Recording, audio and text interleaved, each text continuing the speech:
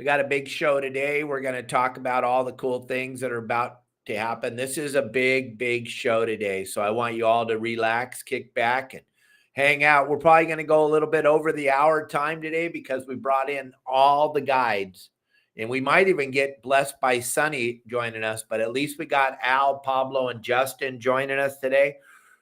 We have a lot of stuff to talk about. Welcome, everybody. Welcome to the best podcast for fishermen on the planet Earth, produced by fishermen for fishermen, just like the greatest website for fishermen and the greatest app on the planet for fishermen, designed by fishermen for fishermen. I mean, you're not going to get any information over at our website that isn't going to help you. You're not going to have to go figure out how to figure out the molecular structure of water so you can figure out where the fish are. We make it pretty damn easy. We just send you right to where you need to go, and you do exactly what we say, and you are very successful. And we're going to talk about that today.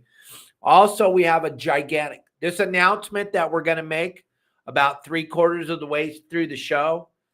You're all going to jump on immediately, and you're going to be like, Dave, I talked to some of you yesterday, and I didn't tell you what we're doing. You're going to be very excited and very impressed with what's going on. So don't not listen to the show today. And like I said, we're probably going to go over a little bit. So if you got somewhere to be at 1 o'clock, you're probably going to be late. Hey, Pablo, welcome to the show. Al, morning. Welcome to the show, Al. And Justin, welcome to the show, gang. Good morning. Good morning.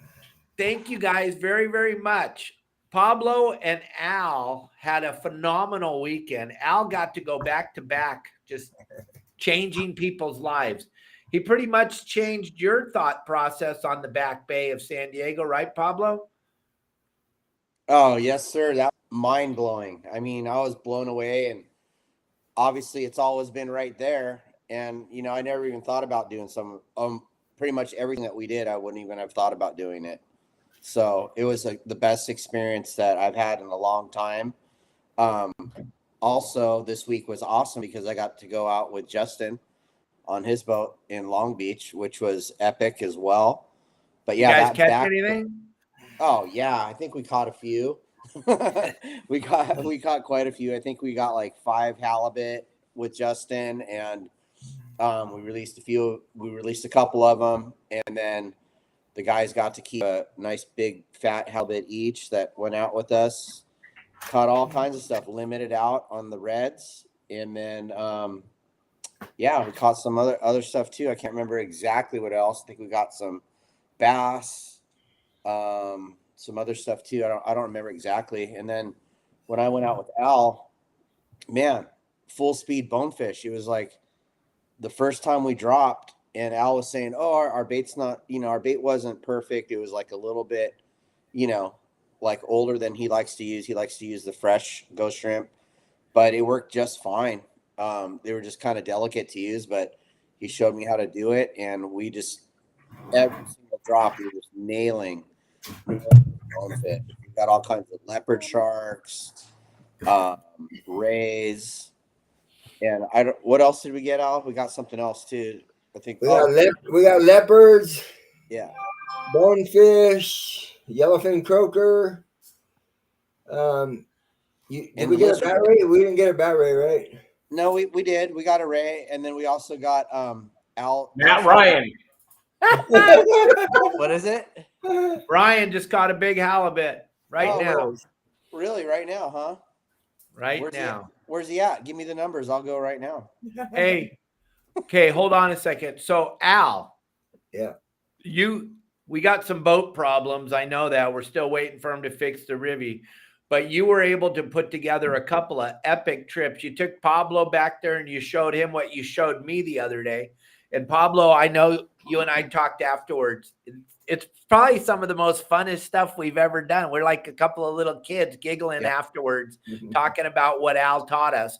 Then, Al, you took the social media director from Promar back out there yesterday. Talk about that for a minute and tell me what the people at Promar told Brian was might happen. And then tell us what really happened yesterday, because Right. I'm pretty impressed. Right. The whole office was telling him, you might catch one. You're probably going to catch none. And they were serious. They were serious when they were telling him that. But he jumped in his car and met me down at 9:00, and we fished the outgoing tide. And I was explaining to him, I go, hey, we got really, we need to try to get 4 rods in the water, 2 shark rods and 2 bonefish rods. Dude, it took us an hour to get to 1 shark rod in the water because it was ridiculous. When when you called me, Brian already caught, and he'd been fishing for an hour, and he'd already caught 10 bonefish. He was just blown away. This is what happens when you pay attention to the tide, because you can catch the bonefish on a slack tide. Just pull the anchor and drift with the chum tube. It's not as explosive when you get them all swimming around the boat, but with the sharks, it's very important because if you're anchored, the boat pendulums on a slack tide and it's pulling your baits all around right to left, and it's just a mess. So the sharks want that stuff just sitting there, But it's as good as it gets right now. I mean, and the water temperature is rising quick. When me and Pablo were out there, I think it was 65, almost 66. And yesterday when we left, it was 71. Wow. But wow. For a while, what I think is happening, because we're not getting that many shark bites, but I mean, we're getting plenty, but the Jurassic Park ones are kind of showing up. We caught 2 of those yesterday, but with me and Pablo, we didn't catch any mambos. But no mambos, but the nursery was open. Fishing's wide open. And talk about that for a minute, Al, because there's a lot of people here that don't understand that there's bonefish. I didn't know. I thought it was a big, like a snipe race or the submarine races or all that stuff. And then you called me and told me you need to get here. If you're going to do it, Hansen, you got to do it tomorrow. And I'm like, tomorrow? He said, that's the best tide. Well, I listened to what Al said because I know I respect Al. He's been doing it for a very long time. And now Pablo understands and Brian understands. Hopefully we get Justin down there. He said that he's not too much into going to catching a bonefish, but I'm telling you what, it's just something about fishing in 5 feet of water with a master. And Pablo, you got to admit, is Al, I mean, you or I driving around back there, we'd be on the beach. Al is the master of that. You don't want to go on your boat and go try to figure this thing out on your own, gang. You want to go with a guy like Al. If there's somebody else down there that knows more about that back bay, I would definitely go with them, but I don't think there is. Al's been fishing that back bay for 40 plus years, gang. It's amazing. He's telling me stories about this and that as we're driving around. I'm into all the history of fishing. That's kind of my deal. I'm a geek. So I kind of get into the whole thing, and Al's pointing out going, this is the box and this is the boat and this is, and I'm sucking it all in. And then I go, hey, could we go catch a ghost shrimp? I've never done that before. He goes and takes me over and we catch 40 of them in an hour, less than an hour. Did the same thing with you, Pablo. So any of you that are out there thinking, I want to go catch a bonefish in San Diego, he'll take you on your boat, gang. That's the really cool thing about what Al does. You can drag your boat down there. He's going to jump on your boat with you, and he's going to take you to the spot. We don't play hide the ball over here at your Saltwater Guide. We're going to take you exactly where they're biting at, and we're going to let you catch fish on your boat and put in the GPS numbers and then go back out there and duplicate what you're doing. What we don't want you to do, though, is go out there with a charter the next day and take money out of Al's pocket. But, gang, Al, talk about that and that experience with other people. So the Riviera is down, but it should be back online Friday or Saturday. But I've been thinking about this, and so what I'm going to do right now is I'll go on your boat for $400 or for $600 for 4 hours, and that's $400 discount basically for 5 hours for $600, and I'll show up. I mean, you got to have 2 Ziploc gallons of sardines to do it right, for the chum bud and stuff. So somebody that was going to do it on their own, they got to run out to the bait barge, load up on bait, which I'm not a big fan of fresh dead. I like it a couple days old. But that's $50 right there, all the fuel to get there and back. But I'll show up with the bonefish rods, the shark rods, a bucket full of bait.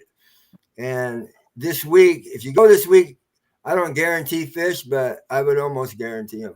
I mean, they're going to be biting. And the cool thing about that is we can fish around the tides. You know, it's not a locked in program like the Riviera is, 7 to 11 and 11:30, 3:30 and 4 to 8:30. So if you really want to get back there, especially all the light line guys or people that have a few kids that want to see a bunch of different stuff, it's like going to the zoo, or it's going to SeaWorld because there's so many species back there. So it's not just a full-on bonefish trip.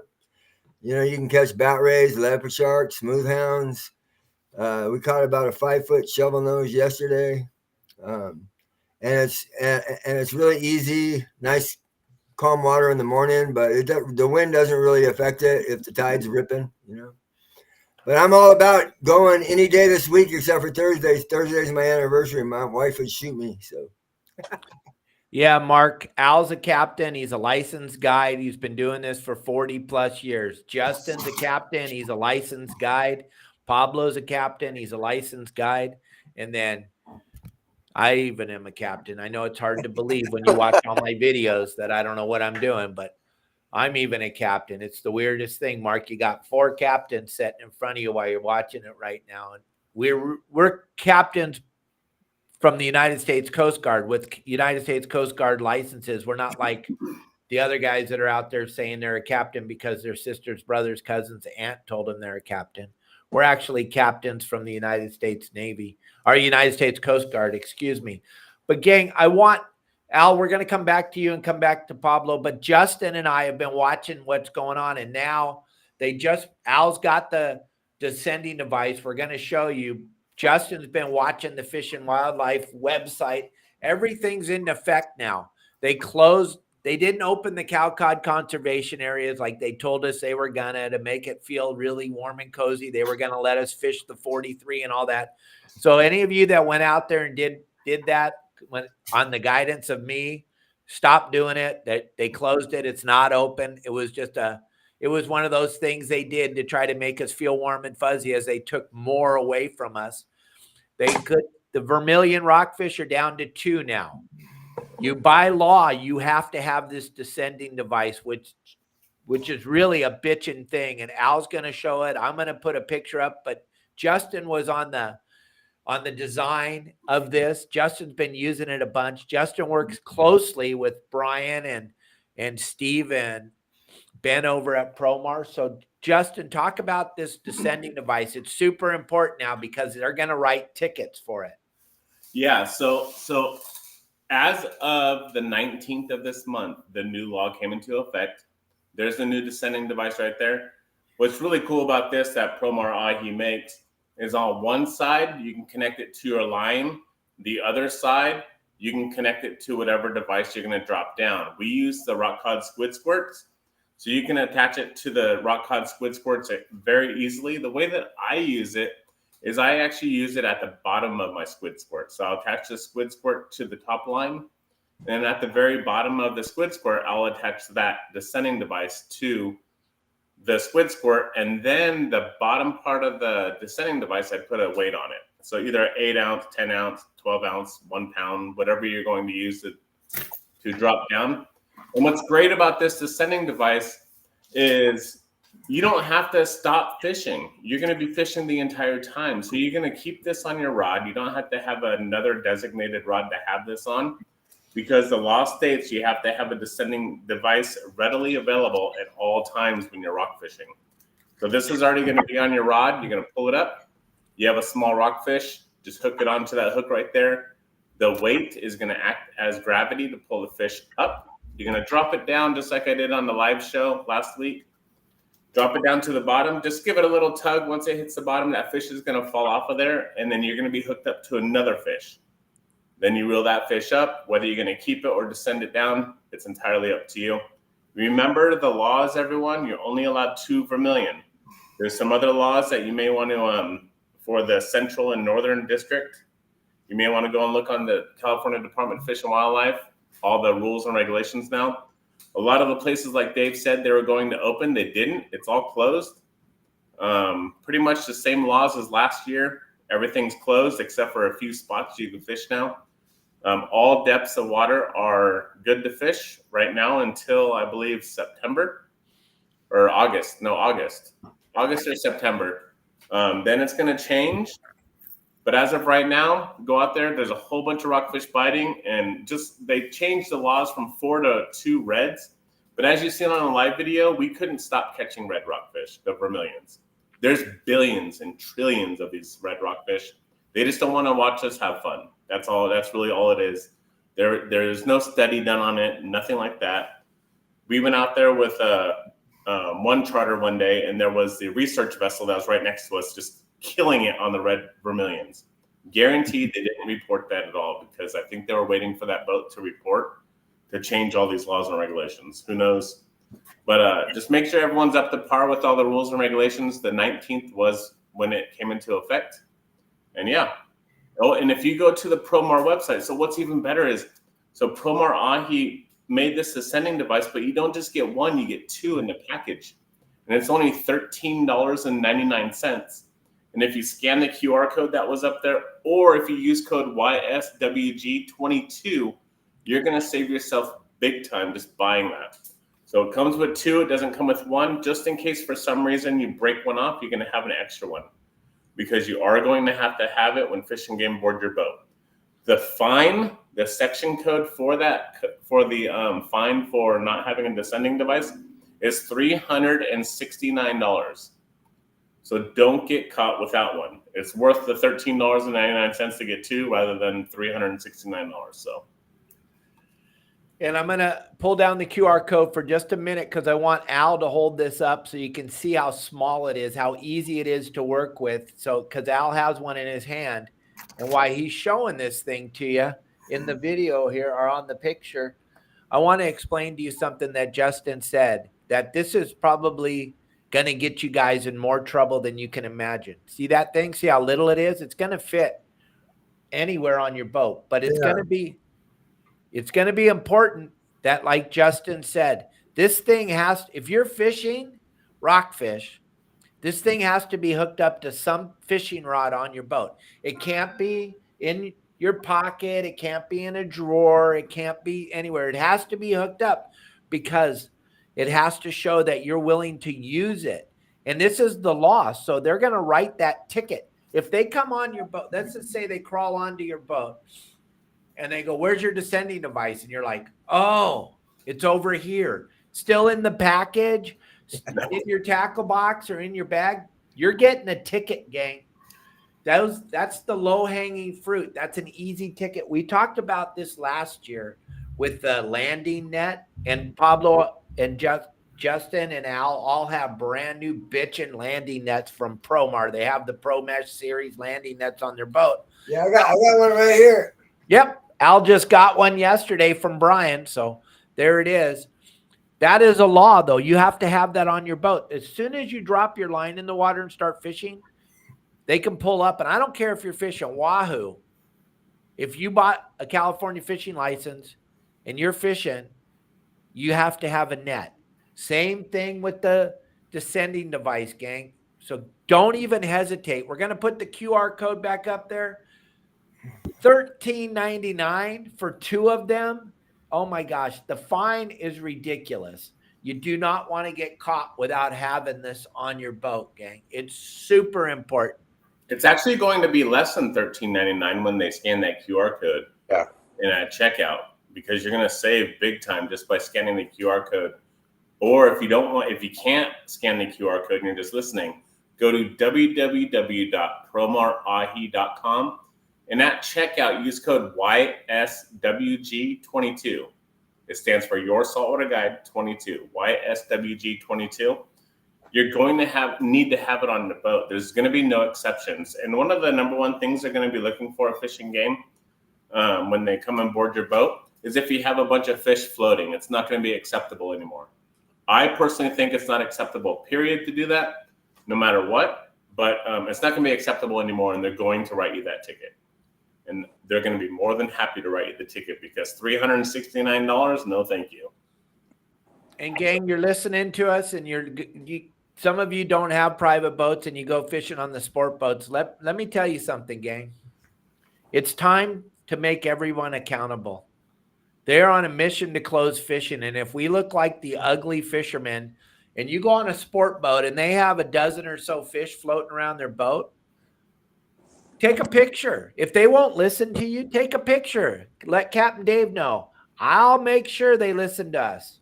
We do not want them to close anymore. And these captains of some boats don't understand. The other day, Justin was fishing next to a couple of them, sport boats that had red rockfish floating around them. That is the dumbest thing you could possibly do. Now, I know the industry back in the old day, they didn't like Captain Dave. I got the biggest mouth in the industry right now. There is nobody else that gets more views or more people listening to it than me. So let's call them out. Let's do it, gang. But I don't want to know, I don't want to give you the boat's name. Well, that doesn't help. If you're going to give me some information, I need all of it. I need the boat name. I don't need the captain's name, because I know who everybody is. Just give me the boat's name. You got red rockfish floating around your sport boat. That is a horrible look for the industry. We can't deal with this anymore, gang. We're spending so much time and so much energy, CCA and all of us, going to all the meetings and doing everything to try to keep fishing open. We got to make everybody accountable. Sorry, sport boat captains. Sorry, but we're going to call you out if you're going to be that ugly guy with the rockfish floating around your boat. That's the dumbest thing I've ever heard of and seen with what's going on right now. It's not 1970. It's 2024. It's time to make everybody accountable. Yeah, and the other thing is they did a study, well, supposedly, right? Who knows what they really do? But they supposedly did a study, which makes sense to me, because all this other stuff doesn't make any sense. When they just send a fish down, they don't track that fish. They hope for the best, right? There's an 80% chance that they did up in Oregon when they descended a fish down, 80% chance that fish will live.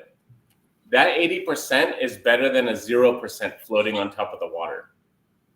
So just do our part, save the fish, save everything you can, because next year, you never know, that fish can be 5-10 pounds and you want to keep it. So just drop it back down, do our due diligence to the ocean, drop it back down, and hope 80% chance that it lives, because it will not live floating. I guarantee you. Birds are going to eat it. It'll die. It's already done. And the other thing is, we don't want to go to that meeting next year when we're trying to get rockfish opened and be standing there in the meeting and 15 pictures come up on the screen in the meeting of red rockfish floating around your sport boat. For God's sakes, wake up. Let's not give them these low hanging fastballs, gang. Let's wake up. Let's be proactive. Like Wayne and Ken Frankie were saying before, before anybody said we had to have these devices on the boat, they were telling us that we should have these devices and we shouldn't have red rockfish floating around the boats. And people didn't listen. Now here we are again. We just took it for the team again. Now we took from 4 to 2 because we weren't proactive. Let's try to be proactive. Okay? Let's try to be proactive. Let's get in front of this. So let's not be the ugly fisherman anymore. Oh, look at, just like Wayne Cattell just said, the studies were tagged fish. So that's great. I didn't see the part where it says tagged, but yeah, Wayne of anybody, Wayne will know. Right. So that's great. I know I read something that it was like 80% of the fish that were descended were survived. So that's better than 0% survival rate. Yeah, absolutely. Yeah. Right. Hey, I have one of them hooked up with the sending device and the squirts. Show it to us. There, you're on. It's kind of hard to see right here, but here's this descending device. Then here's the squirts, right? And then you got the weight at the bottom.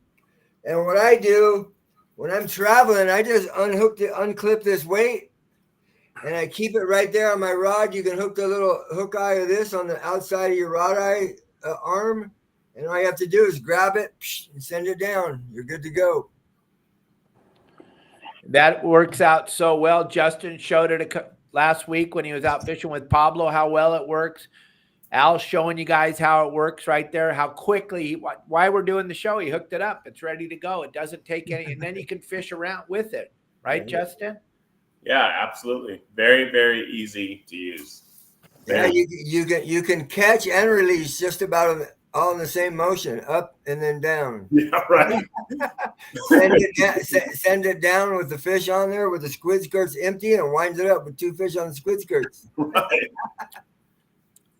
So, hey, I've dealt with a lot of these, and I used to make my own, but like Dave says, this thing is the ticket because it's so small and it's so efficient, and this little bend right here holds the fish on there a lot better.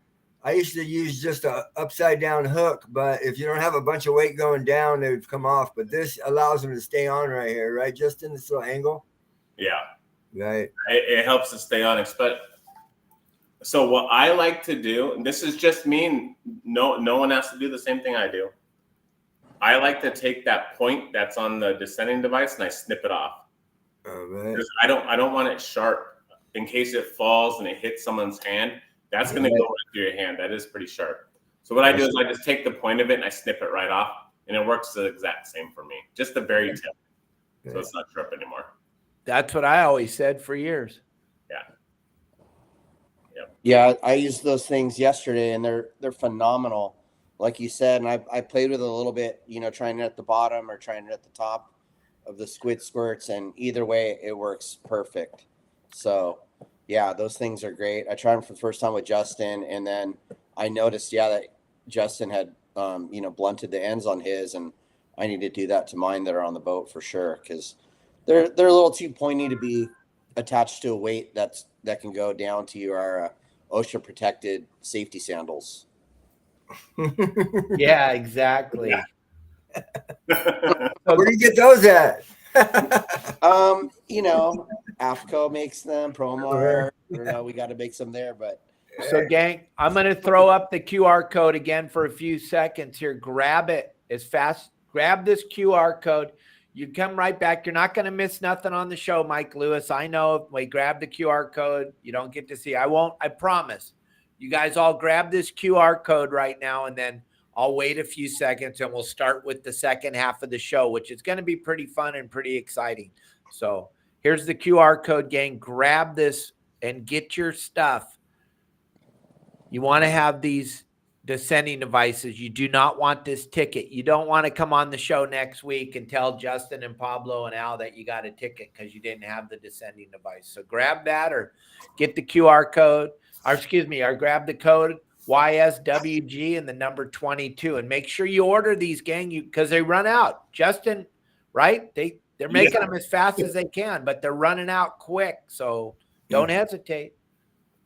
Yeah, and so everyone knows, if for everyone that watched the live show last week, Pablo descended 4 fish at one time? Yeah, 4 at once. 4 fish at one time with this device. 4 of them. I mean, they weren't big, giant ones. We were catching a whole bunch of reds, but once we limited, we had to just send them back. And another word of advice I'll tell everybody, instead of hooking it through the gill, through its mouth, right? Hook it. There's a real soft not cartilage, but membrane on the side of their mouth. It's really soft. When you hook a fish, sometimes your hook goes through that because it's so soft.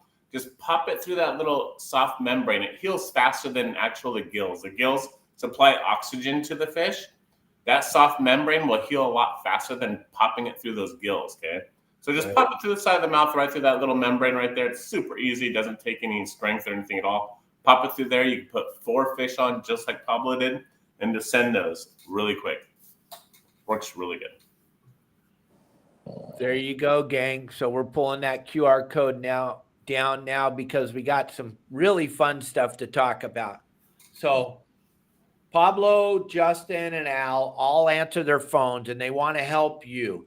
Now, there are other websites out there where you can kind of look through the fish report, and you can kind of try to figure out where to go and what to do. But if you call Pablo or you call Al or you call Justin, they're not going to tell you to go look around here or go look around. They're going to tell you exactly where to go and exactly what to do so that you can catch fish, gang. We don't want you going out there trying to figure it out on your own. I had a long conversation with someone on one of the other websites yesterday on a Sunday because I was just screwing around and I didn't have anything to do. So I thought I'd go over there and mix it up a little bit. And he was trying to explain to me that a true fisherman goes out and figures it out on his own. Well, I must not be a true fisherman because we've been working together for 50 years. None of us in the industry ever leave the dock without as much information as we possibly can. You as a passenger going on my boat, fishing with me, the last thing you want me to do is go out there and try to figure it out on my own. You'd like me to give Pablo a call and Justin a call and Al a call and figure out what they all did on the water yesterday and then put that together and make 5 or 10 more calls to all my other captain buddies and put together the best game plan I could possibly put together so that you can be successful when you go out fishing on your boat. Well, we have some members that kind of understand this now. It's taken a while. We have over 4,200 members, and probably 3,000 of them are very successful. Then the other 1,200, they just can't let go of the ego yet. We had some do it today. We had some that do it all the time.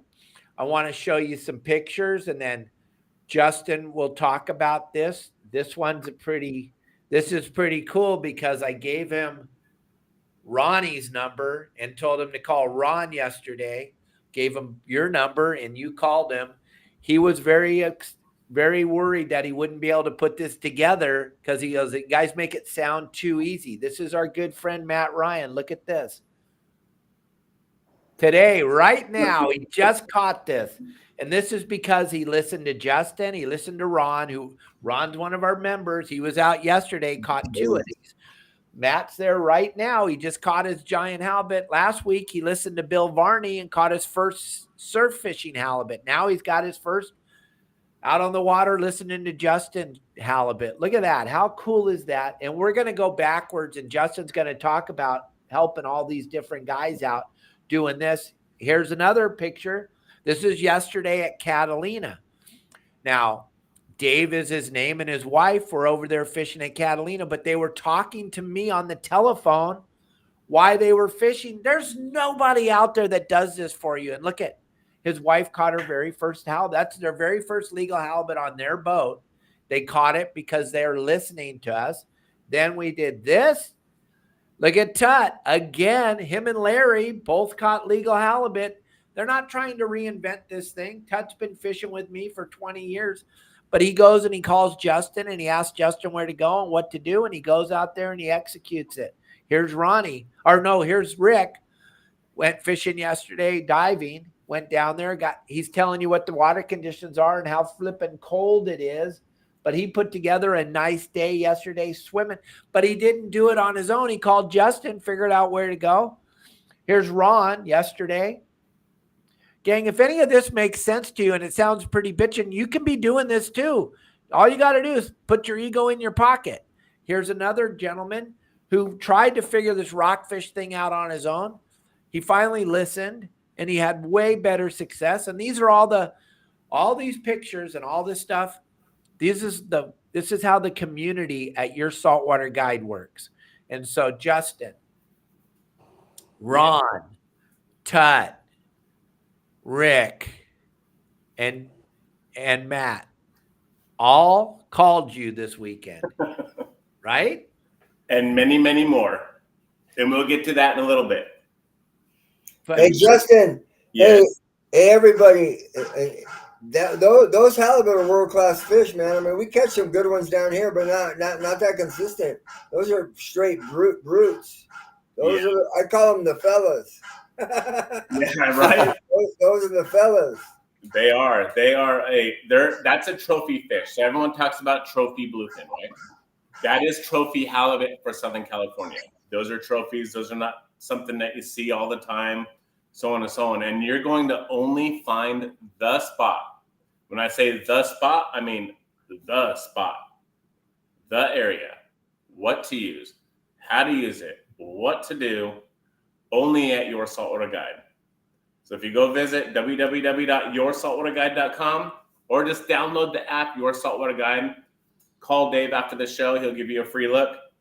You're going to find out exactly what all these fine men and women are doing to catch all these fish. You'll be able to call us anytime you want. Literally, I get phone calls all day and night and all night long of people asking what to do, where to go, and so on and so on. And we put you right on the fish, exactly to the T. Like Matt was saying, I don't want to say no last name or anything, but the gentleman this morning that caught there just a 12:09, I think it was, he just texted me. He's been talking to me for the last few days, and I think he was a little bit nervous for calling me, and he thinks he's bugging me, but no one's bugging me. No one bugs me. If I can't answer, I'm not going to answer it, but I will call you back. But no one's ever bugging me, nothing like that. And I think he was a little nervous of not catching. And I tried to build up his confidence of saying, you're going to catch something, without telling him you're going to catch something. So if you stick to it and stick to the plan and do exactly, it sounds kind of weird, but if you do exactly what we say, you're going to catch something or you're going to hook something. We'll get to that in a little bit. You're going to hook a fish of a lifetime, a nice, beautiful trophy halibut like those. These halibut are trophies for Southern California, just like we talked about. But we'll go back to Matt.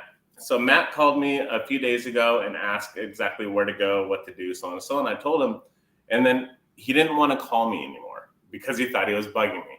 So he called Dave, and Dave tells him, call Justin, just call him. He will tell you everything.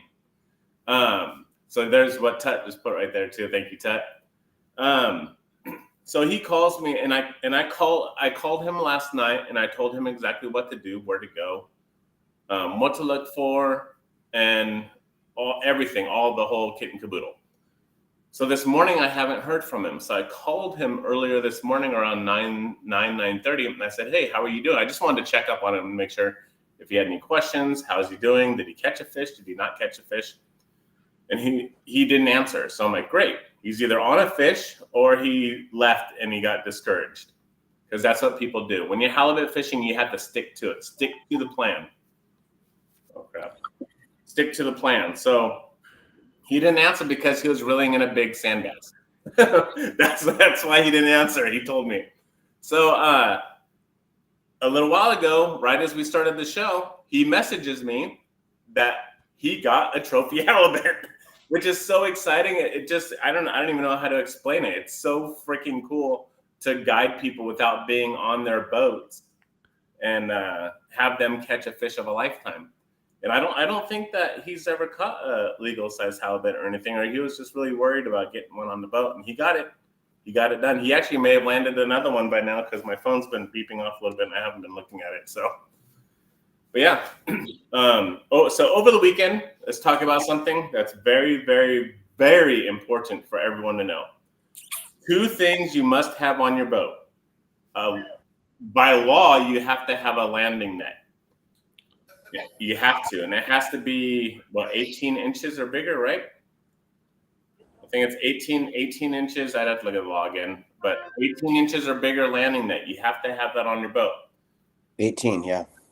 Another thing that you, in my opinion, and I think Dave, Pablo, and Al's opinion as well, you need to have on your boat. It's not the law, but you need to have one. You need to have a gaff. You need to have a nice gaff. You want to catch a nice fish, you need a nice gaff. You 100%. think about my knife sharper than yours to Dave.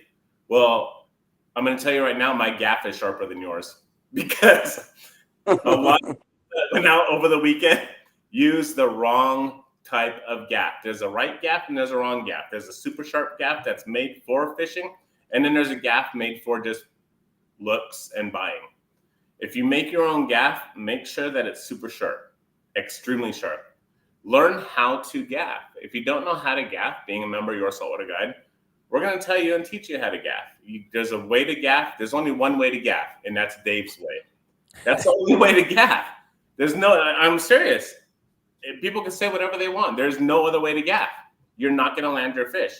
You can shovel it all day long. You're not digging a hole in the water. You need to gaff the right way or don't do it at all. And we have a whole series on the website that shows you the exact proper way to gaff. And I go over and over and over again why that is the proper way, and the way you're doing it, why it's not the proper way. And it is what it is. And like Justin said, there's only one way to do it the right way. And I come from a world where we used to gaff 200 or 300 fish every single day. Every single day. I know it's hard to comprehend. Most people don't understand it. When I bring Roy Rose on the show, which is going to be next week, when we bring Roy on here, a lot of the people back east don't quite understand this, what we call head boats, sport fishing boat, what we do out here on the West Coast. A lot of you guys, a good year, your charter business will be maybe catching 100 Dorado for the year. We catch 400 or 500 Dorado in a day. The best days, we catch 1,000 Dorado in a day. We catch 500 tuna in a day. We catch just mind-numbing amounts of stuff. We have 40, 50, 60 people on the boat. So when we're talking and when we're telling you these things, we've already done everything wrong you could possibly do wrong at the highest level of doing it wrong. So I've already done it all. I've already had to cry. I've already gotten yelled at by billionaires for knocking their fish off. I've done everything you could possibly do wrong. And now when we show you this stuff, it's about showing you the right way, the proper way to do it, the way to do it. But gang, I told you 3/4 of the way through the show, we're going to have a big announcement. Wayne Code is watching right now, so that's great because I've been trying to get a hold of him today. May 15th. May 15th is a big, big day. It's the second annual. This is a big deal, gang. It's the second annual Don Hansen Day at Dana Wharf Sport Fishing. And we're going to do something. We're going to start the annual Your Saltwater Guide fishing trip out of Dana Wharf Sport Fishing. We're going to go on the Helena this year. Next year, we'll probably be on one of Donna's boats, one of my sister's boats. This year, though, we're going to be on the Helena because it was the last minute we put this thing together, and Donna already had stuff going on with the tours and everything. So on May 15th, you're going to be blown away. Justin, Pablo, Al, and myself are going to go with you guys. And hopefully Wayne Coda joins us, and Steve from Promar is already jumping in, going to have lots of goodie bags for everybody that attends. We're going to take 10 of you. That's it. No more. Only 10 on the Helena. Calvin Cooper's going to be the captain. Al's going to be a deckhand. Pablo's going to be a deckhand. Justin's going to be a deckhand. And I'm going to be a deckhand. We're all four going to go with you on Don Hansen Day, May 15th on the Helena. The trip's going to leave at 6 o'clock in the morning. We're going to get back at 4 in the afternoon. And then Donna's going to have an open house from 5 to 7 at Dana Wharf Sport Fishing to celebrate my father. It's going to be a big day. 3/4 day is 50% off. Half day is 50% off if you don't go with us on the sport boat on the Helena. And there's only going to be 10 of you, so we're going to leave a lot of you on the dock. The first 10 people that call us 949-374-0786 and let me know you want to join us on this trip of a lifetime. We probably won't even catch a fish, but you're just going to have the four of us with you all day. We're going with Captain Calvin. We're going to catch fish.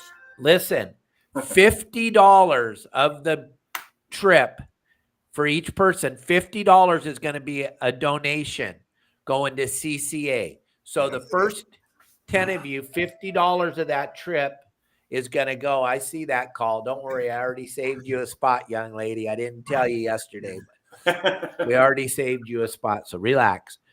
I got you. Listen, though, $50 is going to CCA from each ticket. Only 10 tickets, so we're going to donate $500 of this trip to CCA because my father believed in it. It was near and dear to his heart. We're hoping that Wayne Coda goes with us on the boat. Okay, I see you. I see you. Oh boy, I told my. There's a booger eater on here. Can you block him? Oh yeah, yeah. Okay, goodbye. So listen, here's what's going to happen. We're going to sell these tickets. It's $250 a person for 10-hour trip fishing on the Helena with us. Okay, listen, $250 a person.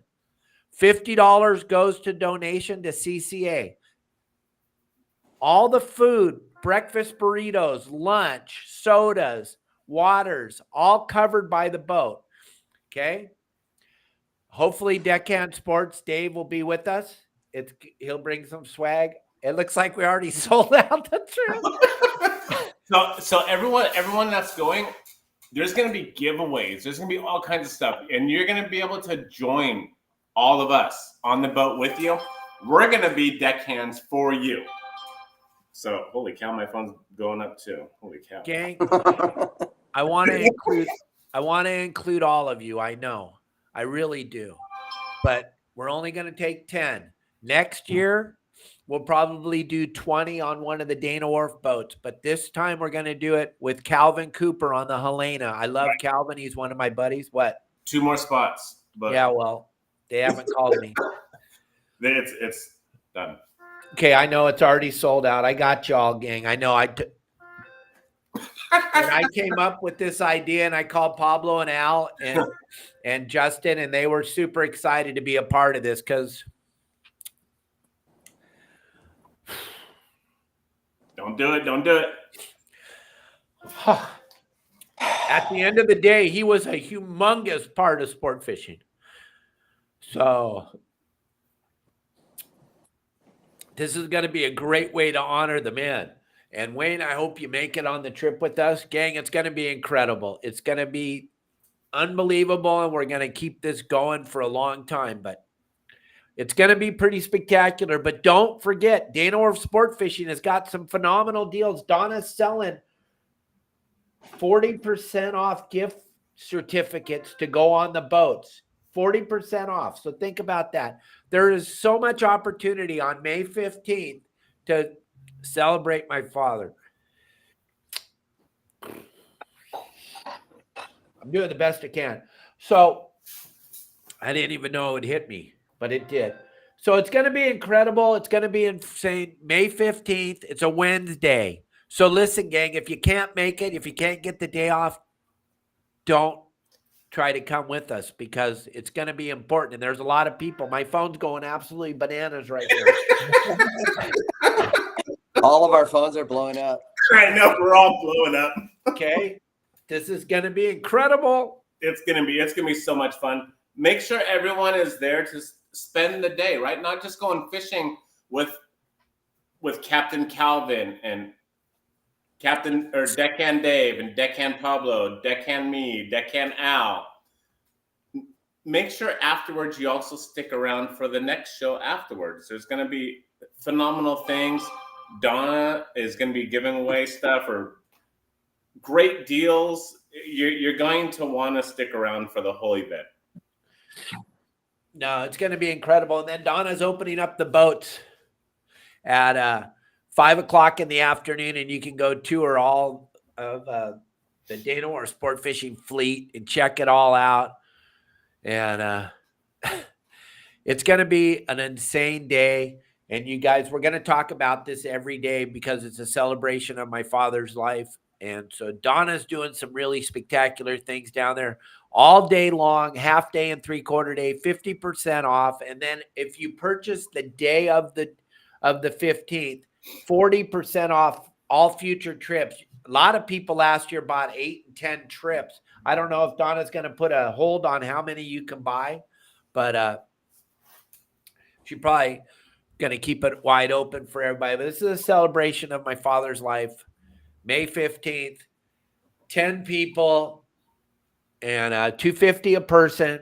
$50 goes to CCA, and then the rest goes to Calvin and Dana Wharf Sport Fishing, and all you can eat. He's going to bring breakfast burritos and cheeseburgers. One thing I can promise you, though, One thing I don't tolerate, and if you want to go on a charter a bar, 0 alcohol on the boat. There's not going to be any beer in the cooler. There's not going to be any beer to buy.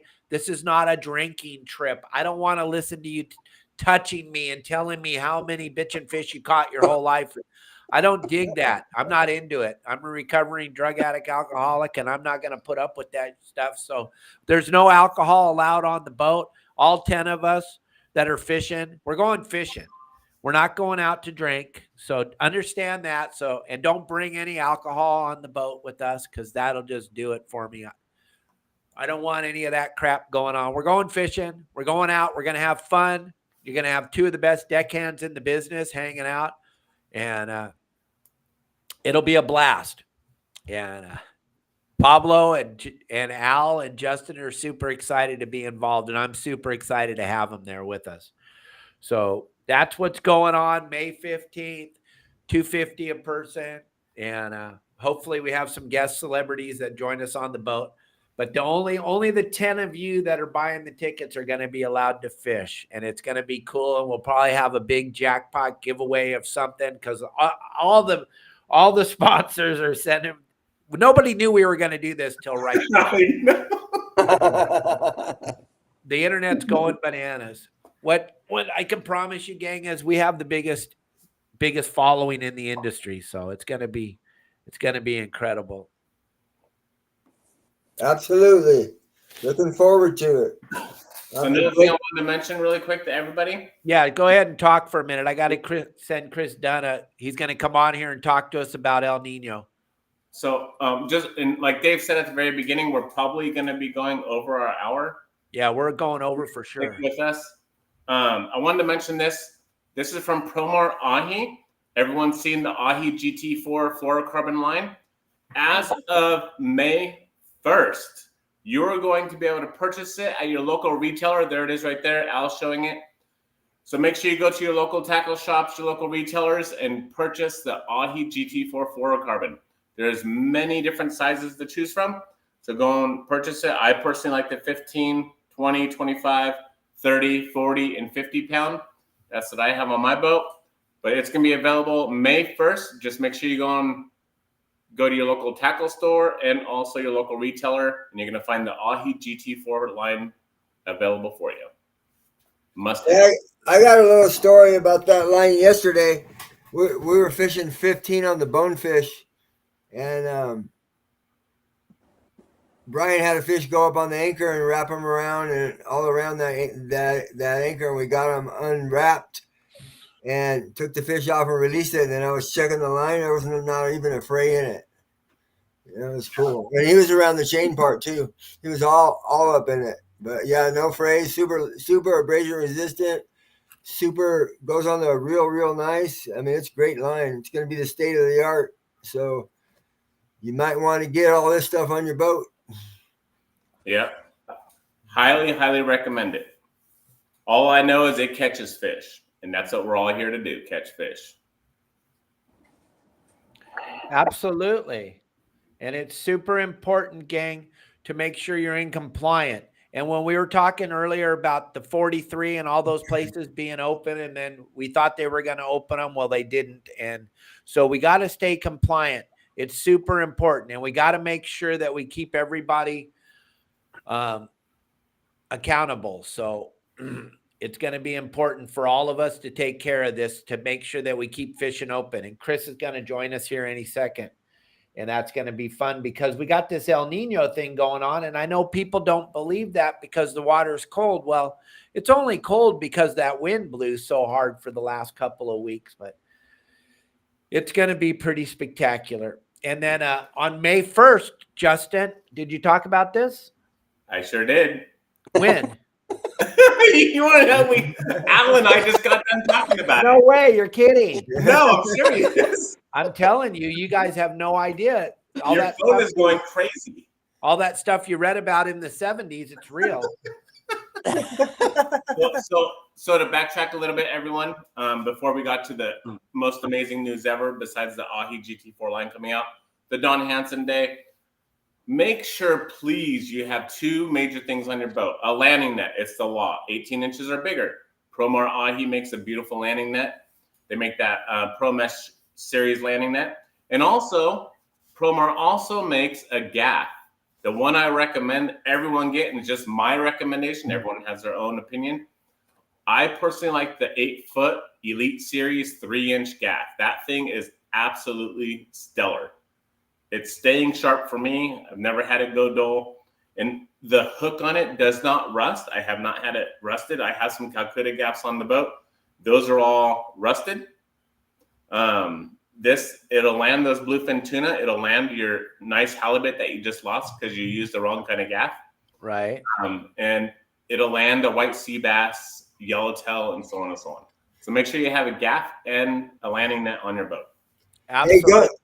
Going not to interrupt you, Dave, but going back to those gaffs, obviously sharp is the number one thing, but like on my boat, I have a 3 different sizes, right? I mean, some days we're fishing for them big cows, and some days we're fishing for little Doritos, right? So, if you got it in you, I would have three gaffs on the boat, all 3 different sizes.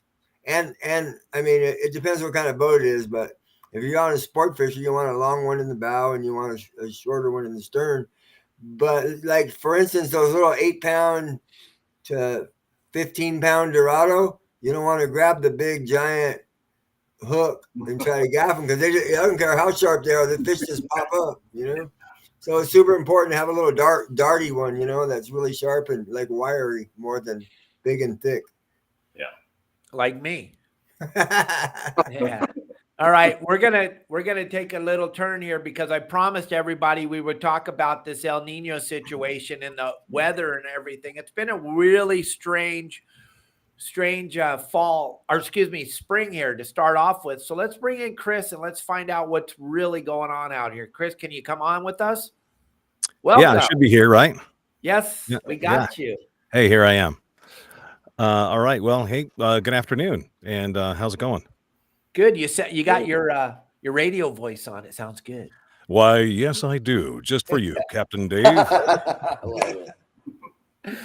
So what's going on, Chris? Why are we having all this weird weather? Why isn't it all hot? Why isn't the water 80 degrees yet? What's wrong? Yeah, because it's El Nino, right? It's supposed to be 80-degree water off the coast, and my knife is sharper than yours. As I think we talked about this several months ago, and I wrote about this on my website. El Nino doesn't necessarily mean that the water locally in Southern California is going to be warmer than normal. El Nino is properly defined as a warming of the equatorial Pacific waters in the Pacific Ocean. So it's really first found off of Peru and Ecuador and extends outward from there. Now, there does seem to be a correlation. Correlation is not causation, but a correlation between El Nino in the Pacific and locally a disruption of the California current, which normally brings in colder water along the coast. So our local waters tend to warm up, and the local currents tend to get reversed and kind of mixed up a little bit. So we end up with situations like 82, 83 was the big one I first remember, 96, 97, where we have a big influx of warm water, and some of the tropical species start showing up. Occasionally, we might get blue marlin and lots of Dorado, and even the wahoo. I think it was 2015. Yep. When we had the blob. That wasn't necessarily due to El Nino. That was an anomalous large area of really warm water that just kind of sat over the Eastern Pacific, and there was nothing really to disrupt it. So that kind of continued, and it allowed everything warm water loving. As long as there's enough food, they just charge right on up the line. Now, having said that, La Nina, which is the opposite of El Nino, colder than normal water in the Pacific along the equator, that is projected for next year. Typically, after a stronger El Nino, it is followed by a La Nina, a cooler period. And locally, that doesn't necessarily mean that we'll have cold water. A couple of years ago, it was 2022, the so-called year of the Dorado. That was actually a La Nina year. So locally, our waters were warm enough, and there was enough food around for swarms and swarms of Dorado to come right on up the line. And even on the half-day boats, they were catching catching Dorado here left and right. So just because it's El Nino, just because it's La Nina, doesn't necessarily mean there's going to be a direct impact on us locally, but there are side impacts that can influence the currents and the weather and the whole ocean setup that will lead us to good fishing, bad fishing. And we've seen that in the last couple of years, and we've also seen that in the weather.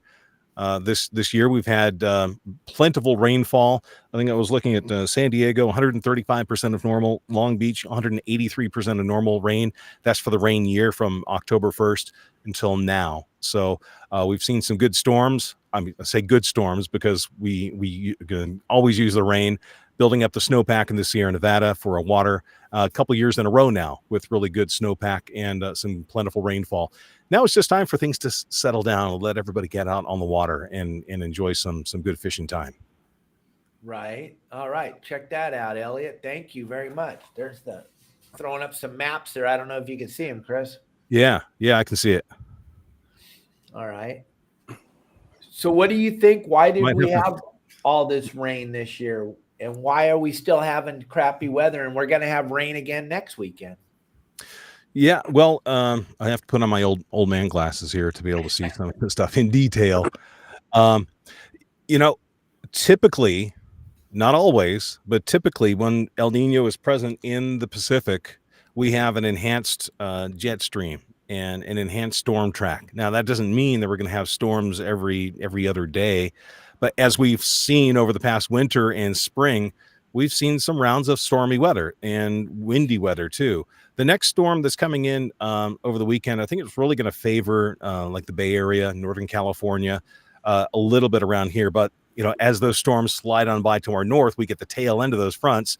And then that typically will increase the pressure gradient, kick up the winds, and it blows everybody off the water, especially for private boaters. So, we just have to watch those storm by storm to see as they come on through. Now, we get out of our storm season when we get into the month of May. Typically, at least back in the day, I remember the gray of May, June gloom, and we'd have that steady northwest wind, that cold northwest wind all along the coast. And a Catalina eddy, little circulation that sets up across the Channel Islands. And that sometimes results in a south or a southeast wind, Orange County, Huntington Beach, Newport Beach, up to like the Horseshoe Kelp and Rocky Point area. Sometimes that will set up if we have kind of a normal pattern with the Pacific high that sits out there and the circulation around that drives that northwest wind. That's more of a normal pattern. We really haven't seen that in the last couple of years. And that has also resulted in warmer than normal waters locally. So, we just have to get through this period of stormy weather, April and May. And I think once we get into latter parts of May and June, things will start to settle down in more of a regular routine. And in fact, for this next week coming up, I was just quickly glancing at some of the forecast charts. It looks like locally in the Southern California bight, fairly decent weather until we get to the weekend when, again, that tail end of that system kicks through and then kicks up the wind again, of course, on the weekend. Yeah, just in time. Yeah. Hey, before we brought you in here, or before Justin and I went live, we were talking. Are we reading this right? Is the winter lasting longer now than it used to when we were kids, or is this just something we don't understand? Does it seem like the winter lasts longer now, or is that just sound silly? like you're talking like an old man? Hey, Or is the winter coming later? Actually, cold, as far as the cold weather is concerned, which we would say is winter, we're not finding the days as cold or the nights as cold as they were. In fact, cold, low temperature records are harder to come by than high temperature records in the last 10, 15 years. I think San Diego and Lindbergh, the coldest morning you've had so far this year was 38 or 40. It got down to 30 degrees in Oceanside one morning so far this winter. Kind of typical. Inland, Ramona was down to 20 or 22. For a handful of days, that's kind of normal. But overall, it's been a fairly mild setup, I think, the last couple of years. But as far as the storm window of when we get these specific storms rolling on through, I think the short-term memory with the last couple of years being very active, much more active than the previous years before that, that kind of sets us up for this. Wow, it seems like it's getting stormier and stormier. Is that really the case? But sometimes we tend to rely on our short-term memory. This is the psychologist in me coming out. We rely on our short-term memory to kind of base up. Wow, it looks like things are changing. I think we have to look at the big picture. And yeah, if you compare 70s and the 80s versus the last 10 years, I think you will find a difference as far as rainfall, the storms, the amount of storms. Last year, remember, we had the Hurricane Hillary that came through. Boy, I remember when I was in elementary school, it was probably 76, 77. We had the remnants of a tropical storm knock down a whole bunch of those huge eucalyptus trees in Long Beach. And I thought, wow, I didn't think we got tropical storms here, but I guess we do. And then that was it for the longest time. So, yeah, things are changing, and whether or not we want to attribute that to climate change or whatever, I think that we have seen, if you look back in the day versus now, things are a little bit different. And sure, we have seasonal changes from year to year due to El Nino, La Nina, those types of effects. But overall, we have to really look at the big picture. And if you look at the big picture, things have changed, and some for the better and some for the worse, such as migration patterns of migratory fish. Bluefin tuna, 200-pound, 300-pound bluefin tuna. I mean, that's almost unheard of. That if you were talking bluefin tuna fishing in the 1980s, if you got a 30-pounder, that's pretty good. Right. And now if you don't get a 200-pounder, you feel like you had a crappy day. Right. I was just talking with my wife the other day about, I can't believe it's been 40 years, but 40 years ago, 1984, how many of you guys were around and remember that run of jumbo albacore in the Catalina Channel in the fall? It was October, November, 50, 60, even 70 pounders. We hadn't seen anything like that, and I haven't seen anything like that since. I actually, the reason I brought it up was because I took a day off from high school. It was my senior year of high school, and I skipped school, and my mom wouldn't allow the excused absence, so I had to go for Saturday school because I wanted to go on an albacore trip. One fish on the whole boat that day. We totally missed them, but I got to see a 55-pound albacore, which is the biggest I've ever seen. Oh, that was an incredible time. I was working. They only would eat 12-pound. If you got lucky and got it to eat 15, you felt really like you could pull. And the average fish took an hour, gang. You don't understand. These things would only eat light line. They were between Catalina and Dana Point. And when you would come up on I'm sorry. Yeah, I am old. When you would come up on a school of them, it looked like dolphin. That's what we thought. We probably drove by them for a week before we understood that it was albacore. It was an insane time to be alive. And back then, most of the time when you're albacore fishing, you're just trolling feathers or cedar plugs, and that's how you'd find the fish. The side scanning sonars, nobody really had that. Or very few boats had that at that time. To sight fish albacore, you'd see puddlers and jumping fish occasionally, but not like that. That was really something. Yeah, it was cool to be alive and see that. But also that big eye bite in 83 was pretty incredible too. I mean, you go into a spot of yellowfin tuna and it would turn into 250-pound big eyes, and everybody would just get killed. It was crazy, crazy times. I'm so lucky that I've been alive this long to see this. But Chris, I would love to start bringing you in as whenever you're not flying. I know you got to go fly all over and you do the news in Arizona. You got so much time, but if you could start to become a regular on the show, that would be pretty spectacular because you bring so much knowledge. When I told everybody you were coming yesterday, they were like, "Oh, finally, someone's coming on the show that's smart." Hey, Hey, Chris, what's your theory on the albacore in general? I know a lot of people don't really have a lot of information on estimating when they're going to circle back through here, but sure would be nice. The last time I personally saw an albacore was in 2010, so 14 years ago. Right. And again, I'm not out there on a daily basis. So, but I don't know, Dave, when was the last time you saw an albacore? Well, they had a handful last year on the Yeah. sport boats. They had a handful last year. And I think 2015, we were in a wide open yellowfin tuna bite down off of Ensenada.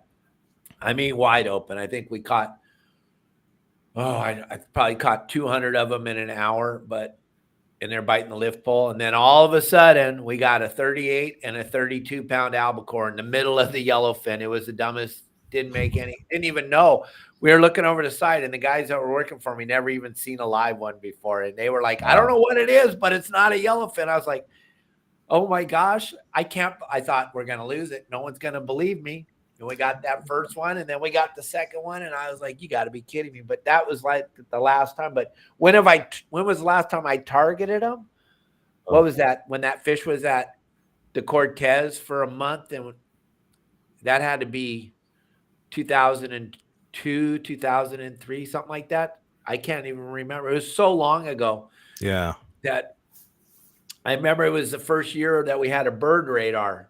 And that's all I remember. I don't know what the date was, but yeah. When's it coming back? Who knows?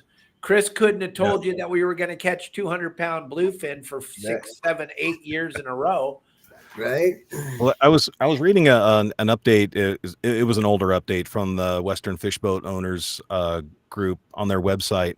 It was from last year. And they said, yeah, the albacore are out there. They're just 400 to 500 miles straight off of Point Loma, which is a little bit beyond the range, I think, that anybody would want to go, especially if you have options closer to home.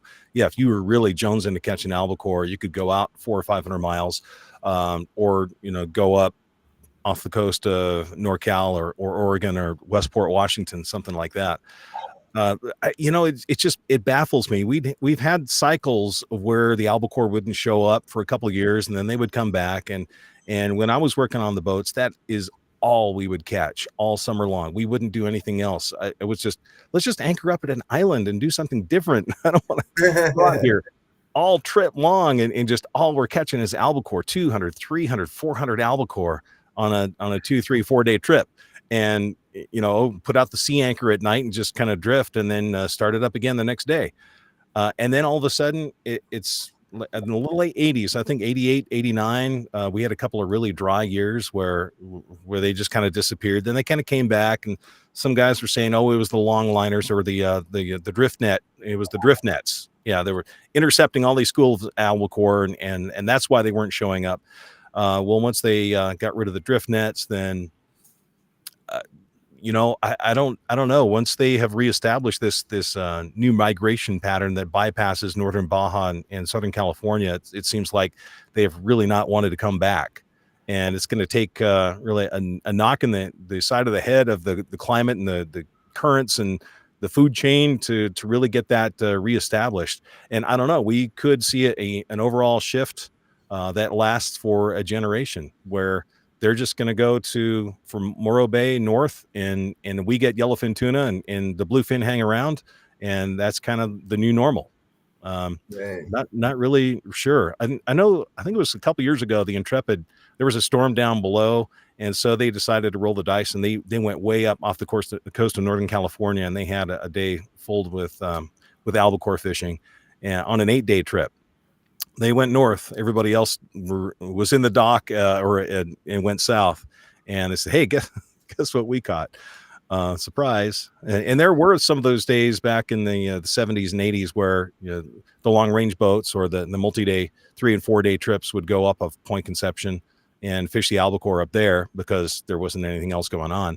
I did a couple of those hate missions. And the weather was just cold. It was nasty. It was snotty. It was just swells the size of a house, and it was just kind of miserable. One trip in particular, a 3-day trip that I worked on a boat that will remain nameless, but not that it was a bad trip or the boat's fault, but it was the third version of that boat. We were on a 3-day trip and we got 3 albacore. That was it. Oh, I remember it. There was some. That's and like Chris was saying, the swell. just trolling. You'd be trolling. I remember that as a deckhand sitting on the bait tank, and you would go down in the trough, and all you could see was water all the way around you. And then you would come up, and all you could see is sky all the way around. And I remember seeing the albacore surfing in the wave to catch the lure. And you'd be like, oh my, and they're above you. They're way up above your head, and you're looking up, and they're coming down the swell, and your feather's in there, and it's jumping. And then all of a sudden, hook up, and you would be like, oh no, we're going to go sideways in this. Oh my gosh. Oh, it was terrifying. Yeah. I don't care. And I know it's going to blow a lot of you. I don't care if they ever come back. It's the most gnarliest fishing we do in Southern California. The weather sucks. When there's albacore, the weather is horrible. Mm-hmm. It's just horrible. It's horrible, horrible, horrible. You guys that are going, I want them. You're going to hate it when they show up because the weather is going to suck. Now, on the subject of migratory fish and the kind of the cycles, Dave, I want to ask you a question. When you were a young guy and you were going out with your dad, and your dad was teaching you the ropes, did you have many sardines in the bait tank, or was it straight anchovy? No, I remember I was working for Doug Harmon on the Clemente in 78 is when I saw my very first sardine, and there was one in the bait tank. And I would sit on a bucket when we trolled. You sat on a bucket waiting for the jig strike, and we were fishing yellowtail off of San Onofre on the troll back then. But I was on the bait tank, and I'm sitting there, and I'm looking in the tank, and every once in a while this fish would swim by. I thought it, and I still tell the story today, I thought it was a domino fish because of the little spots on his back, because all the anchovies are green. Yeah. They're swimming around. And then here comes this fish with two little black dots on his middle of his back. And I was like, and so I'm setting it with the bait net, and I'm waiting and waiting. Finally, I caught him, and I went running up to the wheelhouse, and I'm all, Doug, what is this? And he goes, oh, that's one of those sardines. They're extinct. The Monterey, this is what he told me. Yeah. The Monterey Bay canneries fished those things to extinction. There are none left. And I'm all, well, we got one right here. And he goes, yeah, you should put that in your pocket or something. You should take it home. You're never going to see another one. Mm-hmm. That's the way it used to be.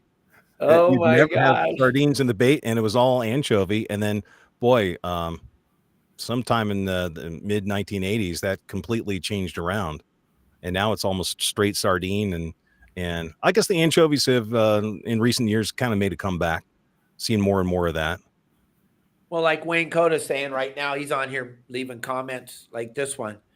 It's cyclical. Everything's cyclical. The ocean's cyclical. Yeah. The biggest problem everybody has is and Chris, you were kind of mentioned, nobody has any time to wait for anything to change. If it's not exactly like it was yesterday, it's the end of the world, global warming. Let's stop doing it. We can't do this anymore. They're all gone. And it's just ridiculous. No one wants to wait 5 minutes to see something different.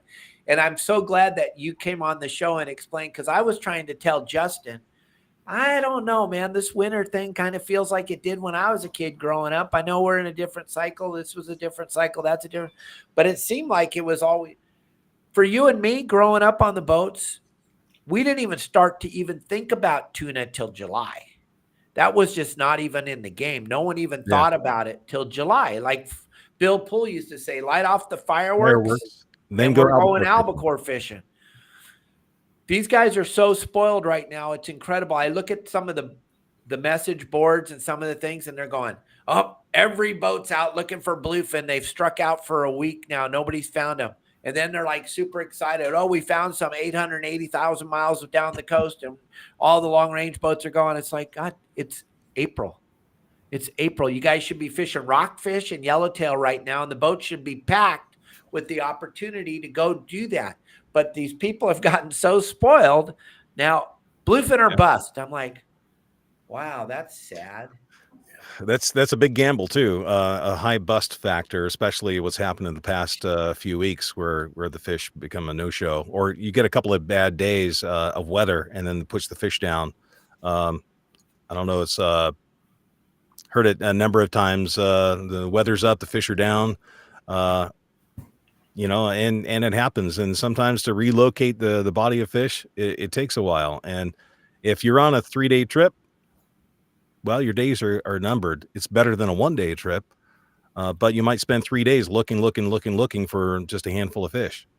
Like you said, 3 days, 3 fish for Yeah. 20 people. I got a question for you. Why do you think, I kind of know the answer, but a lot of people are listening. Why do you think the fish put their noses down when the wind blows out of the east, southeast? That's kind of an interesting, I know my thought is, when we get an offshore wind or out of the east or a southeast wind, it is counter to some of the prevailing currents, and it promotes some upwelling, and some of the water from down below comes back up and replaces that. I don't know. That's just kind of a back pocket theory that I have of that. It's not their normal routine. So, what are your thoughts on that, Dave? I think it's because everything prevailing in Southern California, or in the Southern California bight, is northwest. The current's northwest, the normal wind is northwest. So when you flip it around, the fish are like super confused, and they're like, what? Nope, this is not it. I'm not going outside to play today. This is weird. Yeah. I don't know. That's what I think. I break them down. I always break them down to me when I was a kid. Just like when I find some fish in some certain type of water, I always say it's like when me and you were little and we used to ride our bikes, and you'd ride your bike, and then all of a sudden you'd hit that, when it was cold out, and you'd hit that spot on your bike where it was warm, and you'd be like, whoa, let me drive the bike back through that. Or same thing when it was hot out and then you hit that cold spot. You were like, whoa, this is a good place to hang out. I think the fish do the same thing when they're swimming. All of a sudden they hit that water that just feels right, and they start spinning around in circles in that water. And the same thing when it's southeast. All of a sudden everything's been northwest, prevailing current, prevailing wind, and then all of a sudden now southeast are like, not a good day to die. Or like on the days with an uphill current, or the currents against the wind, and you have kind of the washing machine effect of things kind of going back and forth, and not pleasant for people on the boat, and probably not a good thing for the fish either. Yeah, they're not liking it. They're not loving it. It's not feeling it. So what do you think? Everyone's panicked. We talked about this for a few minutes ago. Everyone's panicked because we're not lift poling bluefin in April. What do you think? Because that's what everybody's listening. They all want to know. What do you think? Yeah. What do you think? Or you think we're on the right track? You think it's going to be a phenomenal year like I do? What do you think? What's going on with the bluefin? They're not catching them. It's like you said, it's only April. February, March, April. I think I heard that there were a couple of yellowfin caught in with the mix of the bluefin a few weeks ago. Yep. Oh yeah, the whole start of yellowfin up the coast is going to start early, folks. Make your reservations now. No, I think those were just a couple of lost souls that got mixed in with the wrong crowd. Just like the albacore that were mixed in with the yellowfin that you were catching. Sometimes they play with different people, and a couple of strays might get broken off from the main group of albacore or yellowfin and get mixed in with the bluefin. There was such a mass of fish out there the last few years that they're not just going to disappear as long as they have. It's just like people. Shelter and food are the primary things that we need. If they have good water, a comfortable temperature for them, and if they have plenty of food, then they're going to stick around. As long as they have those things and their basic needs are met, they wouldn't have any reason to go anywhere else. So I don't see any reason to panic at this point. They may be out past the Cortez. They may be down the line. They may be somewhere north of Guadalupe Island. They may be off of Point Conception. Probably not. A little bit colder up there. But they're somewhere out there. And it's just a matter of them setting up in the right places and us finding them. So, yeah, it's going to happen. And we'll probably have some of the yellowfin in the mix too later in the summer, towards later August, September, October. And depending on how the currents set up, and even I mentioned this La Nina developing, that doesn't necessarily mean our local waters will be colder than normal. We've been in this trend of almost every year, Dorado, yellowfin, skipjack, they're all moving in, and in some years, it would be kind of amazing to see those types of fish locally. So I think we'll have that again later in the year, and yeah, the bluefin will be back en masse, but maybe not just yet because it's still a little bit early. Back in the albacore years, late May, early June, that was about the time that they'd catch the first albacore of the season. Put out the feathers and drag them down.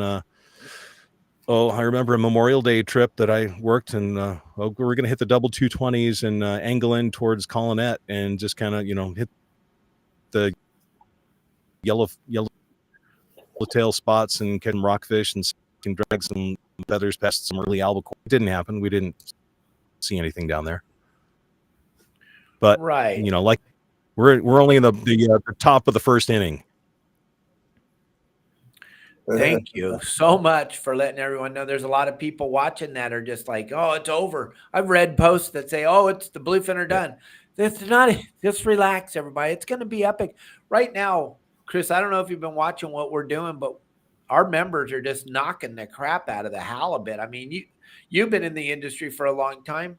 You never went out and focused on halibut. I mean, they do some halibut derbies and stuff, but to go day in and day out and go catch a halibut, I don't know about you, but I'd rather catch a halibut than an albacore. Halibut, I mean, it's debatable whether or not it was the better eating fish. I finally caught. I had never caught a legal halibut up until just a few years ago. With all the halibut I've ever caught, they were all just like 20 inches, 21, 19. And then I caught one that was about 20 pounds, 15 pounds, down off of Cedars Island, which is what's back behind me. Right. And everybody was catching yellowtail on the surface, and I dropped a dropper loop down onto the sandy bottom and hooked up, and hey, look what I caught. Halibut. I mean, it's awesome. I tried to catch them. Santa Monica Bay in the springtime, like April, just no luck. And you'd catch one here or there, kind of incidentally. Horseshoe kelp on the flats when you're catching sand bass. Back in the day when we actually caught sand bass in the springtime, early summer, on the Huntington Flats, there'd be a couple of halibut here and there, but never really targeting them like they are now. The white sea bass fishery has developed in the local areas and in the islands. And I think, probably the hatchery program is partially to the responsible for that increase in the fishery, but also an understanding of how to catch white sea bass is a big part of that too. Yeah, and it's all cycles because we didn't have that fish, but it comes and it goes, and this bluefin will go away one day. It's gonna happen, gang. So don't get all. There's so much cool stuff to fish for in Southern California. I mean, you know me, I'd rather fish calico bass than anything. But now I kind of got into this bonefish. I don't know if you watched the show at all last week or anything, Chris, but I went fishing with Al Clowers. He's San Diego born and raised his whole life, National City. He is the man for that back bay. And I went and did that bonefish thing with him. And I was so excited. I came home, told everybody. Then Pablo, which is right above you on the screen, he went fishing with them on Saturday. He caught a bunch of bonefish, and then he took the guys from Promar yesterday, and the kid never seen a bonefish in his life, caught 20.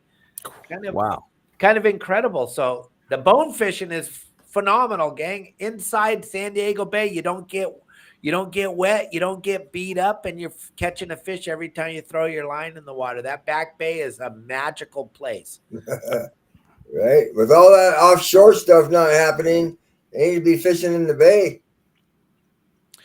5 feet of water, Chris. We're fishing in 5 feet of water. It's insane. It's so incredible. I remember first hearing about that a long time ago, and I thought, do they really catch bonefish in San Diego Bay? I thought that was like a Bahamas thing, or they catch some in Hawaii too. But how the heck did those ever get up there, and how are they surviving? But hey, the fishery is surviving. It sounds like it's doing quite well. If you can catch them, Dave. Yeah, exactly. Exactly, Chris. Exactly. Back in the day, that big power plant in Chula Vista used to generate that really hot water all year, and that really got them going. It's no longer in service now, but they're still doing fine. In fact, yesterday with Brian, we caught the biggest one I ever caught. We caught a 19 3/4, Dave. Oh my gosh, yeah. I got a 15 and I thought that was pretty epic. That thing was a tanker. It is such a spectacular fishery. You have to get out there with Al, gang, before the water gets too hot. I'm telling you, he's got a deal. He just told you all. He'll go with you on your boat and show you how to do it in the back bay of San Diego. That's like, Chris will tell you, that's like getting some gold from somebody. If they're going to take you and show you where they've been making their living for 40 years, they're willing to show it to you. You should take advantage of it, gang. If you got a small boat, you can get back there with Al, meet him at the launch ramp, and go catch some bonefish on your boat. Pretty cool. Right? Yeah, Pretty cool stuff. Knowing and learning from someone with a lot of experience, like you guys are like Al, it is gold. I mean, I can't tell you how many times I've been fishing out there with the rest of the fleet, and little center consoles were doing circles around us, and they're not catching anything. We're anchored up right on the spot, or we stopped on tuna birds that were diving, and people just drive right on by, like not knowing what to look for, or the right things to do, or the right places to go, or the right setup, and the right jig. You're putting a couple of weird barrel swivels onto a candy bar casting jig, and it's like, no, that destroys the swimming action of that jig. It's just that, you got to know the right things in the right places and the right times, and that inside knowledge is invaluable.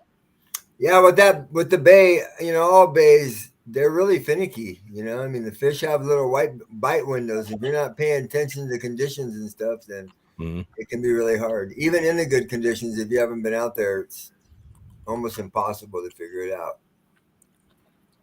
Yeah, and we're very blessed to have you as part of this, Al. I'm stoked to have you, and I hope we can bring you back more often, Chris, because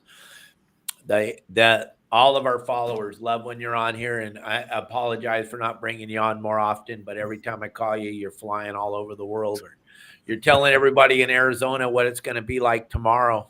Yeah, hot. Actually, we hit 100 for the first time yesterday here in Phoenix, so it's already beginning. That's what my son told me. He's like, yeah, Dad, it's already 100 in Phoenix. He just moved to Bend, Oregon from Phoenix. He lived there for 10 years. He's like, Dad, it's pretty cool. It's 49 today. And it's 100 in Phoenix today. I'm like, yeah, you don't miss that, do you, son? But it's already it's 90 something degrees here today. So, but that's why I live here. I live here because it's hot. Gang, I want to thank everybody for joining us today. Don Hansen Day is going to be spectacular May 15th. It's going to be insane. You want to come with me and Al and Pablo and Justin, but I don't think we have any spaces available. But you want to come down to Dana Orr Sportfishing and see us all and meet us. We'll be in at 4 o'clock on the Helena, and then we'll be doing the tour of all of my sister boats that my father built at Dana Orr Sportfishing. Hopefully Wayne can join us down there. There'll probably be a plethora of big names from the industry down there to see Don Hansen Day. But this is the second annual. Unfortunately, I wasn't a part of last year's, but we're going to be a part every year. It's going to be fun. Chris, thank you for taking some time out of your busy day. And Pablo and Justin and Al, you guys got anything you want to say before we close this off, guys? This is it. Oh, I wanted to mention one thing really quick. I'm going to be putting together an open party for this coming Wednesday. So in 2 days, an open party trip, and we'll be live. And I should be live tomorrow as well. So, all right. So you're fishing tomorrow? Yeah, I'm fishing tomorrow. I just got confirmation. And all right, there you go. Wednesday as well. So give me a call or text 951-703-9442. Actually, I got one spot filled. Now I just need three more. So 3 more to go on Wednesday. And then we have the expo going on in Ventura, the West Coast Outdoor Sportsman's Expo. Robert Graber and Mike Lewis are going to be representing your saltwater guide at the show. We have a booth at the show, gang. Robert and Mike Lewis will both be there. Any of you that are in the Ventura, Oxnard, Santa Barbara area, you should go to the show. All you have to do to get in for free is wear one of my t-shirts. You show up wearing one of my shirts, they're letting you in for free. You can go over and hang out with Mike Lewis and Robert, just a bunch of people hanging out, talking, fishing. It's going to be a really fun, cool event at the Ventura Fairgrounds, the 3rd, the 4th, and the 5th of May. It's going to be super cool. It's a week and a half away. Mike Lewis and Robert will be there. You don't want to miss it. I may show up there on the 5th. That would be, oh my gosh, the place would go crazy if you showed up. It would be standing room only. But listen, Promar's stepping up. They're going to have some hats and some stuff for giveaways for all the children that show up at the, you come by and you see Robert and Mike at the show. They're going to have some free stuff for your children, and you guys can talk fishing, and maybe Sonny will show up. If it's windy, Sonny said he'll be there. If it's not, he has to take his boss white sea bass fishing. But you want to show up at that show. Hopefully Mike and Robert see a bunch of you there at the show with our Your Saltwater Guide shirts on. Pablo, you got anything else you want to talk about? You got any open party trips coming up?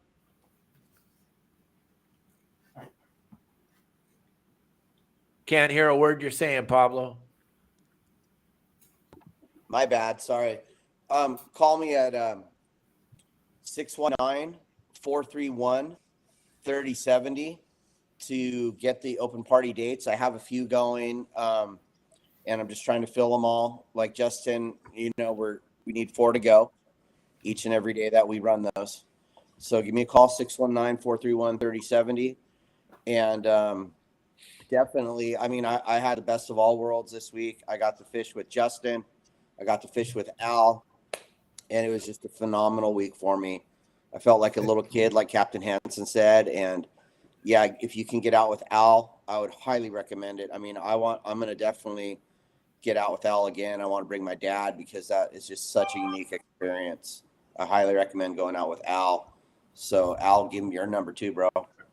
Right. All this week until Sunday, 4 hours for $600 on your boat. So also, you can pre-book for all the offshore stuff and for the future too, at CaptainClowers.com, or you can call me direct at 619-800-FISH. Anything from bonefish to big bluefin, we got you covered.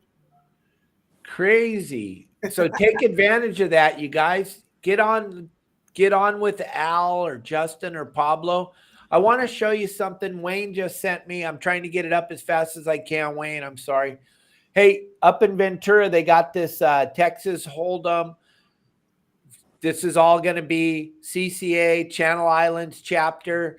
It's going to be a poker tournament on the 4th, right? The 4th of May. There's all the information, the QR code up there at the top of the screen, gang.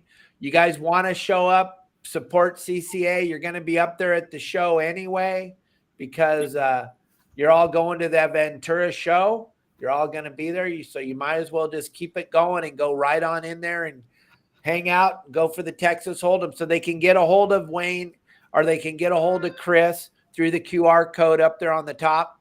And you want to come to that. And we always talk about supporting CCA, gang. It's the only voice we have at the table.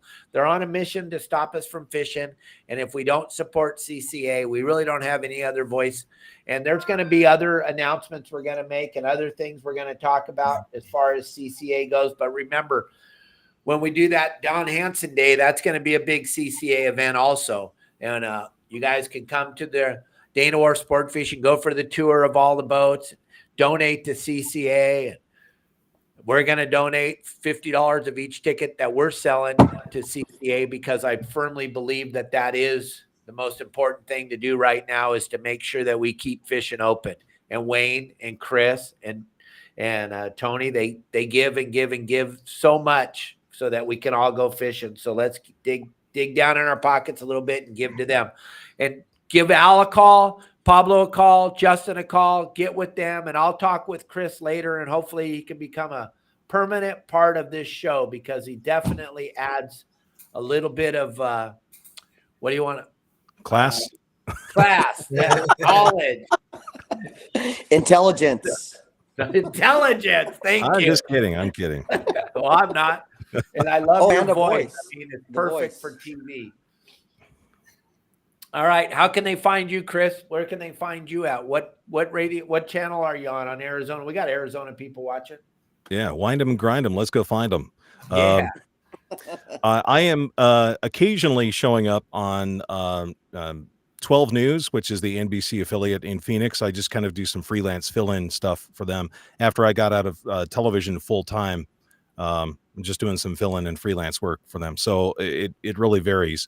So if you happen to be watching 12 News in Phoenix or online, 12news.com, I can be found there. And I also have my own website, a couple of them actually, but thefishingweatherman.com is probably the best place to find me. And I actually have a story on there about how Dana Point got its name. And people might not know, well, where does Dana come from? In high school, I was assigned the book 2 years before the mast, Richard Henry Good Dana. book. And in my high school literary teacher said, you got to read this book along with Kon-Tiki. If you ever read Kon-Tiki, that was a great read too. But yeah, on the website, thefishingweatherman.com, and also on Facebook at SD Weather, as in San Diego weather. Nice. Thank you, Chris. Thank All you, Pablo, Justin, and all of you watching. Al, even you. Thank you. Everybody, thank you. I'm sorry I lost it for a few minutes thinking about my old man. I'll try to hold it together the rest of the week. Thank you all very much for watching our show. I appreciate all of you. And just remember, every other news channel is lying. This is the only place you get the truth, right here at your Saltwater Guide. Have a great day, and we'll